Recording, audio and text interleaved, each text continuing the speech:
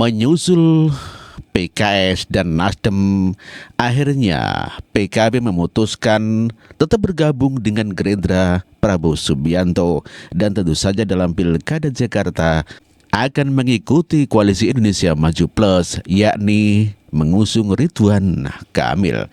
Dan inilah keterangan dari Sekjen PKB Hasanuddin Wahid. PKB untuk Pilkada di DKI bersama Gerindra. Bersama Gerindra ya. Pembicaraan di luar itu. Jadi kita sudah pastikan PKB bersama Gerindra. Dan siapa calonnya diusung kita semua sudah mengetahui. Karena itu apapun pernyataan dari partai-partai yang lain terkait kemana sikap PKB, saya pikir sudah jelas dan final PKB bersama Gerindra di Pilkada DKI. Artinya setelah muktamar hanya tinggal mendaftarkan saja ke KPU artinya? Ya, mengikuti teman-teman partai yang lain kan dan dirumuskan siapa wakilnya dan sebagainya. Berarti kita tunggu aja. Berkolaborasi dengan Gerindra termasuk Kim Plus ya? Kenapa? Termasuk Kim Plus dan mendukung Gerindra kan? Ya, intinya kita bersama Gerindra dan semua partai yang mendukung calon dari Gerindra. Pilkada Mas, meskipun dari Hasto juga bilang pertemuan bersama juga membahas tentang rencana-rencana bersama politik lainnya. Ada, pokoknya kita final bersama Gerindra di DKI. Jadi jelas ya, Sekjen PKB memutuskan bergabung atau bersama Gerindra dan tentu saja akan mengikuti semua keputusan Koalisi Indonesia Maju yang telah memutuskan Ridwan Kamil dan bersama wakilnya yang belum disebutkan. Dan dengan demikian maka jelas mengikuti PKS dan Nasdem, maka kans Anies wassalam. Sebelumnya PLT Ketua Umum Partai Persatuan Pembangunan sudah bergabung dengan Koalisi Indonesia Maju dan telah menemui Presiden terpilih Prabowo Subianto. Dan inilah Mardiono yang sebagai PLT Ketua Umum Partai Persatuan Pembangunan. Mengutamakan kolaborasi, kerjasama, persatuan dari semua unsur stakeholder Indonesia, semua pimpinan masyarakat, pimpinan politik, satu bekerja sama untuk kepentingan bangsa dan rakyat. Saya kira intinya itu, dan kita merasa kerjasama ini sangat besar manfaatnya dan sudah terlihat di banyak daerah kita sudah bersinergi. Saya kira begitu, Pak Mardiono. Dan ini adalah Pak Mardiono yang akan memberikan sambutan ya. Salam sejahtera untuk kita semua. Ini saya terima kasih telah diterima di kediaman Bapak Presiden terpilih Bapak Prabowo Subianto. Ini, walaupun memang tadi rekan wartawan menyampaikan cuma sebentar, karena saya kenal dengan beliau itu lama. Jadi sejak beliau kolonel, saya sudah kenal dengan beliau.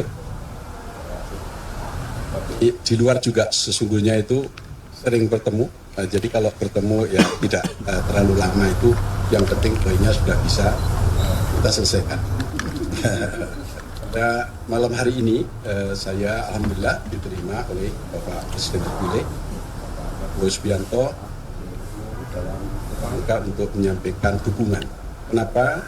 Pada saat ini memang begitu indahnya kita semua rakyat Indonesia untuk menikmati demokrasi kita. Bahwa ketika pada saat kita mengawal demokrasi kita, pada saat melaksanakan pemilu, ketiga berada di tempat yang berbeda arah perjuangannya dalam pemenangannya.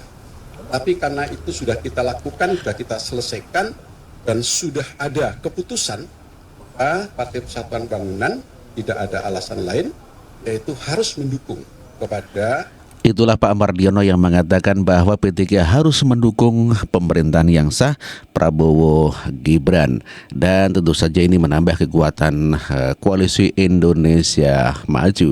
Tentu saja Anies Baswedan semakin tidak bisa berkutik. Sebelumnya Surya Paloh juga telah menemui Prabowo Subianto di Kertanegara dan juga memberikan dukungan kepada Prabowo Subianto. Bangsa. Dan karena itu saya menyambut sangat baik Ini Pak Prabowo ya menyambut sedianya Nasdem untuk Nasdem bergabung ya bergabung dengan kami, sama-sama mengabdi kepada negara dan bangsa. Saya kira intinya itu. Surya Paloh berharap bergabungnya Partai Nasdem ke pemerintahan Prabowo Gibran tidak akan menjadi beban. Nasdem jelas bertekad dengan seluruh daya, upaya yang ada, apa yang dimilikinya, berkepentingan untuk suksesnya pemerintahan ini. Saya juga mengatakan mudah-mudahan Nasdem bukan sebagai faktor yang menambah beban. Selain menerima Ketua Umum Partai Nasdem, Prabowo juga menggelar pertemuan dengan PLT Ketua Umum Partai. Itulah Nasdem atau Surya Paloh yang dengan tegas bergabung dengan Prabowo Subianto dan akan mendukung di dalam pemerintahannya Prabowo Gibran, disusul dengan P3 dan yang terakhir adalah PKB. Maka jelas kan daripada harapan Anies Baswedan untuk maju di pilkada lewat dukungan partai-partai itu tentu saja menjadi tertutup otomatis. Sebelumnya juga Partai Perindo telah bergabung juga dengan pemerintahan Prabowo Gibran. Ana Haritanu Sudibyo, Anggila Tanu Sudibyo juga sudah mengakui pertemuan itu. Pemerintahan karena kalau kita ingin berkontribusi lebih lagi tentunya harus bergabung dengan pemerintah. Jadi itu aja. Resmi Mbak mendukung Mbak. Betul, resmi mendukung pemerintahan. Itulah Anggila Tanu Sudibyo yang dengan resmi mendukung pemerintahan Prabowo Gibran. Sebelumnya Anies Baswedan merasa terhormat dan sangat berharap sekali akan diusung oleh Prabowo Subianto oleh Partai Gerindra untuk maju di Pilkada Jakarta. Namun demikian harapan Anies Baswedan ini tentu saja sudah tertutup. Bisa meneruskan apa yang sudah dikerjakan dan meneruskan yang pernah kita kerjakan bersama-sama. Menjadi sebuah kehormatan untuk bisa meneruskan apa yang sudah dikerjakan dan meneruskan yang pernah kita kerjakan bersama-sama, karena kita menginginkan Jakarta sebagai kota global bisa maju dan bisa ikut menopang kegiatan-kegiatan yang terkait dengan pemerintah pusat di kota ini. Jadi tentu sebuah kehormatan, sebuah rasa syukur, dan mudah-mudahan ini memberikan kebermanfaatan bagi semua.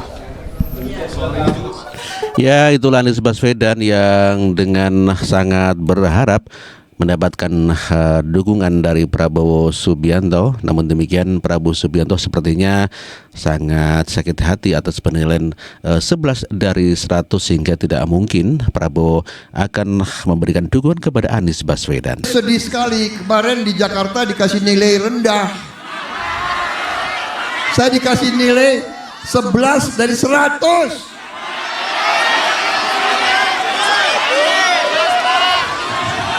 Saya sudah sekolah ke Amerika, ke Jerman, ke Inggris, ke Swiss.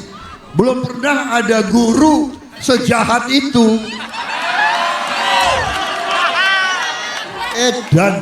Kendati demikian, Prabowo tak ingin. Itulah Prabowo yang mengatakan bahwa telah berguru atau belajar di Eropa ataupun di luar negeri, belum pernah menemui guru dengan seedan itu atau sejahat itu dengan memberikan nilai 11 dari 100. Dicapai dan lain-lain. Bapak melakukan review itu. Nah, di sisi lain, Bapak juga waktu itu pernah memberikan penilaian atas kinerja penegakan hukum di Indonesia. Bapak beri skor 5 atas kinerja hukum di Indonesia.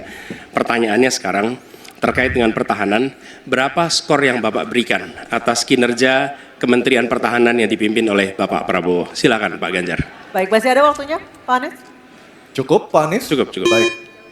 Baik, langsung saja kami persilakan Pak Ganjar untuk menjawab pertanyaan dari Pak Anies. Waktu Bapak 2 menit dimulai ketika berbicara, silakan. 5 juga. 5 juga ya. Saya punya datanya dan kemudian akan saya sampaikan. Maka di meja saya sudah saya siapkan data satu persatu. Namun demikian Mas Anies, tentu saja ada yang ingin saya sampaikan dari apa yang tadi sudah saya utarakan. Ketika kemudian kita ingin membangun sistem pertahanan kita, maka dalam perencanaan kita tidak boleh gonta-ganti. Kita mesti ajak, mesti konsisten. Kedua, kita mesti mendengarkan betul-betul dari seluruh matra. Maka TNI, tentara kita, polisi kita, semua bekerja luar biasa di lapangan. Kita harus berikan rasa hormat dan terima kasih karena mereka mengerjakan hal-hal yang sulit, hal-hal yang berat. Tapi sisi kebijakan menurut saya lebih parah. Kenapa? Di era Pak SBY, kenaikan gaji terjadi 9 kali. Selama era ini hanya bernaik gaji 3 kali dan akan naik nanti tahun depan. Karena menjelang pemilu mungkin naik gajinya. Tapi di sisi lain, kesejahteraannya tidak dipikirkan dengan serius. Tukin hanya 80%. Lihat Kementerian Keuangan, lihat Kementerian PUPR. Menteri-menterinya mengusahakan peningkatan tukin di mereka. Lalu kita lihat tadi alutsista yang bekas, yang itu resikonya adalah keselamatan. Gak usah takut. Disebut aja angkanya berapa gitu loh. Kayak saya gitu loh. Jangan di bawah 5, sebut aja berapa. 11 Mas, dari 100. Oke. Ini sedikit ngajari kendel Mas Anies. Itulah kesombongan Anies Baswedan yang memberikan nilai 11 dari 100 kepada Menteri Pertahanan Prabowo Subianto. Tentu saja hal ini menyakiti para pendukung Prabowo Subianto, demikian juga dengan Prabowo Subianto itu sendiri. Dan sampai sekarang telah membekas atas penilaian itu, dan maka tak mungkin kalau Prabowo Subianto akan mengusung Anies Baswedan.